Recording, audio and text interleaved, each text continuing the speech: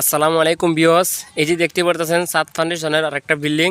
এই বিল্ডিংটাও আমরা করছি কাজটা। আপনারা এইরকম একটা বিল্ডিং করতে চাইলে আপনারা কত টাকা খরচ হবে আমি মোট বলে দেবো। এই বিল্ডিংটার মধ্যে খরচ গেছে আপনার মূলত এই সম্পূর্ণ কাজ এখনও কিন্তু করা হয় না। এই যে সামনে কাজটা দেখতে পারতেছেন, টাইলস রয়ে গেছে সামনে, তারপর এসএস ফিটিং করা রয়ে গেছে, যার কারণে মনে করেন এখনও পুরো কাজটা কমপ্লিট হয় নাই। এখন পর্যন্ত এই বিল্ডিংয়ের 25 লক্ষ টাকা গেছে, এই মিস্ত্রির মজুরি লইয়া 25 লক্ষ টাকা। এই যে বিল্ডিংটা দেখতে পারতেছেন, আর এই যে জানালার মধ্যে যে ডিজাইন করা হয়েছে দেখছেন, সিম্পল একটা ডিজাইন করা হয়েছে জানালার মধ্যে। আসলে ডিজাইনটা দেখতে কিন্তু এতটা খারাপ না, সুন্দর হয়। এই যে দেখতে পারতেছেন জানালার মধ্যে এই ডিজাইনটা কিন্তু খারাপ না, সিম্পলের মধ্যে সুন্দর হয়। এই যে দেখতে পারতেছেন আপনারা।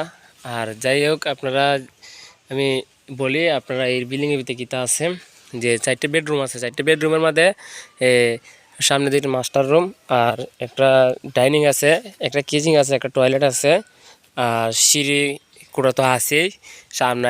এইটা দেখতে পাচ্ছেন, এটা সামনের গালা। আসলে আমরা এই বিল্ডিংটা করতে গিয়ে কিন্তু এখানে আর একটা বিল্ডিংয়ের পরিচয় হয়েছে। আসলে এই বিল্ডিংটা করতে গিয়ে কিন্তু পরিচয় হয়েছে। এই যে দেখতে পারতেছেন এখানে সামনে যে টপ বারান্দা দেখতেছেন, টপ বারান্দা ছাতা। এই বিল্ডিংটা করতে কিন্তু ওই যে আমরা আর একটা বিল্ডিং পাইছি কেন, এই যে দেখতে পারতেছেন নতুন একটা কাজ ধরা হয়েছে। আসলে এই বিল্ডিং থেকে পরিচয় হওয়ার কারণে কিন্তু আমরা আরেকটা কাজ পাইছি।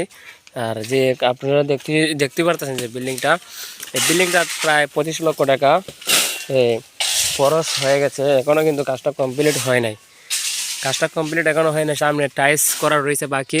এই যে দেখতে পাচ্ছেন সামনে টাইলস করা বাকি রয়েছে, আর এখানে একটা বোয়ার সিস্টেম করছে। এই যে সামনে দেখতে পারতেছেন, এখানে আমি দেখাইতেছি আপনাদেরকে, এখানে বসার একটা সিস্টেম করছে।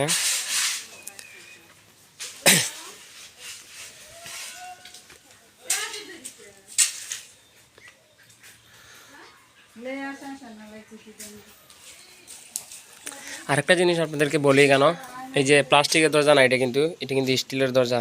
এই যে দেখেন, এটা স্টিলের দরজা, এটা অর্ডার দিয়ে বানানো হয়েছে। আপনারা চাইলেও এইভাবে বানাইতে পারেন, বা রেডিমেডও পাওয়া যায়। এই যে দুদিকে প্লাস্টিকের দরজা, আমরা তো বেশিরভাগ ওই প্লাস্টিকের দরজা ইউজ করি টপ বারান্দাত, কিন্তু এখানে স্টিলের দরজা ইউজ করা হয়েছে। আর এখানে এসএসের গেট, এটার কাজটা এখনও কমপ্লিট হয় নাই, যার কারণে এটা এখনও ইউজ করা হয় নাই, আপনারা দেখতে পারতেছেন। আর সিঁড়িটা এটা সামনে সাইডে দেওয়া হয়েছে। আমরা বলে দিয়েছিলাম যে 3 সাইডে দেওয়ার জন্য, 3 সাইডে দেওয়ার জন্য সিঁড়িটা, কিন্তু তারা দেয় না, জায়গার সংকট তার কারণে। যাই হোক,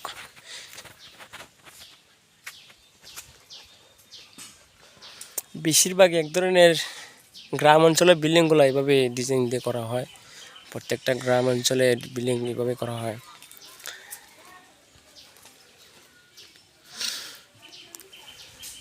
আপনারা মতামত থাকলে অবশ্যই বলতে পারেন কমেন্টের মাধ্যমে।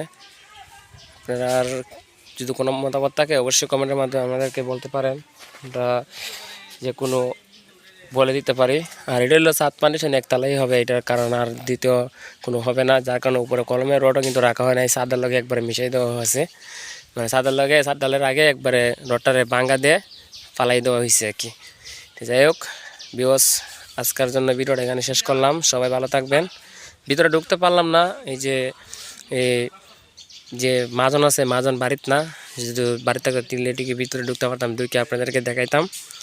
তার জন্য আপনাদের কাছে আন্তরিক দুঃখিত। সবাই ভালো থাকবেন। আসসালামু আলাইকুম।